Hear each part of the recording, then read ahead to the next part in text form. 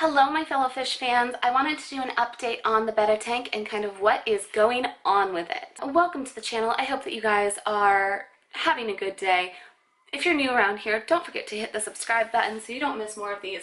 But I recently filmed a video on my discus tank and kind of what's going on with that, and a lot of the channels that I like to watch, I watch a lot of kind of their updates, and I think that that would be a really fun thing to do over here. So this is my daughter's 10-gallon Betta tank. If you haven't seen it, her explanation of it, I did a video all about it that I will link down below. But today I just wanted to do kind of an update of what is going on with the tank.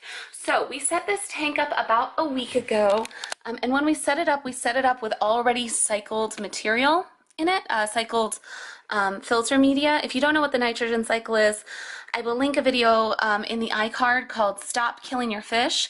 It's really important to know, and I know for a lot of people, a Betta, there she is, a Betta is their very first fish, so you might not be familiar with it, so definitely you want to check that out. But we added cycled media right there so that the tank would basically instantly cycle, and that's more or less what it did. We had a little bit of an ammonia spike, which I will talk about as well, but last time we checked in we had just her in there, and that's still the case. My daughter wants to add platies to the tank, but I was waiting until we were sure we were completely through that ammonia spike before we start adding any tank mates. We will probably add some at some point later on this week, probably by the next update. There will be some platies in here.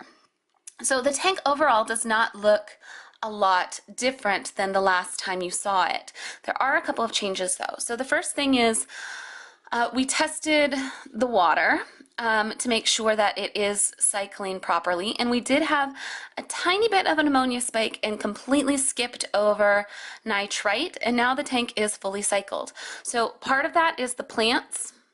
We're consuming it quite quickly, and part of it is when I saw that ammonia spike, the first thing I did was add more cycled media in here, and the next day the ammonia had come back down.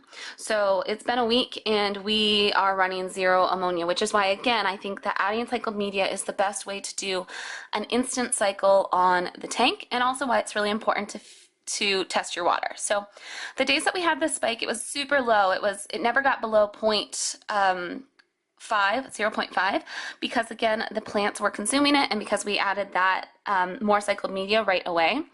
I also opened up that internal filter because it is an internal filter that comes with carbon.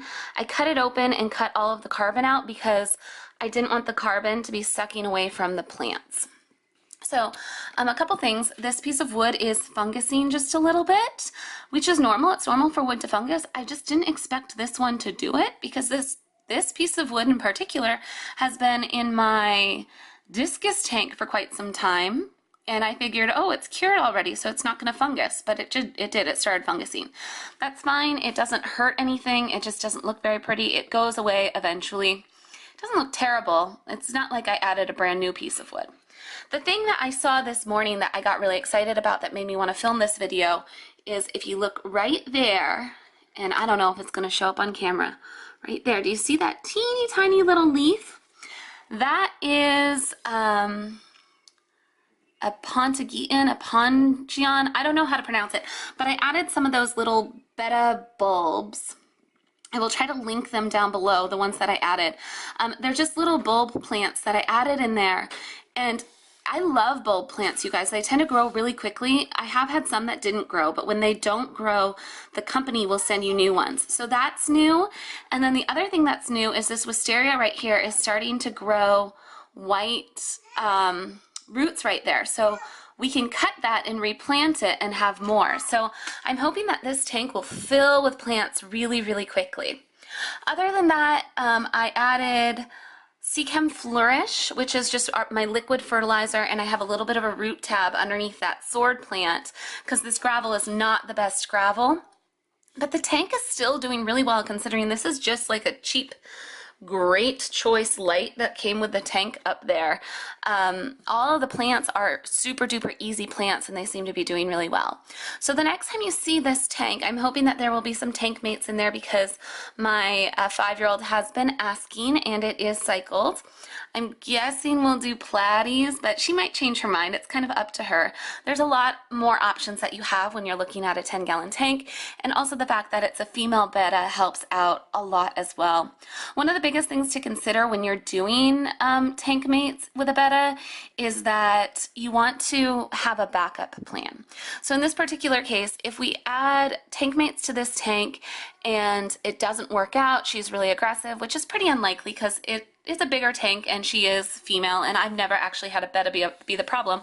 But say we add some tank mates and they're picking on her, we can either add a divider to this tank, because it's definitely big enough to add a divider to, which is a really easy backup solution. You can even use like craft mesh to do that. Or we can remove the tank mates because I have other tanks that I could put them in. I also have other tanks that I could put her in. So the biggest thing is just have a backup plan. That is the betta tank update. Not a lot has changed, but I was really excited when I came in this morning and saw that the aponogeton, or ponchion, or however you pronounce it, is starting to grow. I need to go because my 2-year-old is pounding on the door and because my battery is dying. But real quick before I go, I do want to remind you guys that we are still doing t-shirt sales. If you want to help support the channel and make this kind of content sustainable, you can do so over at teespring.com/fishfan. It will be linked down below. Thanks for watching. Bye.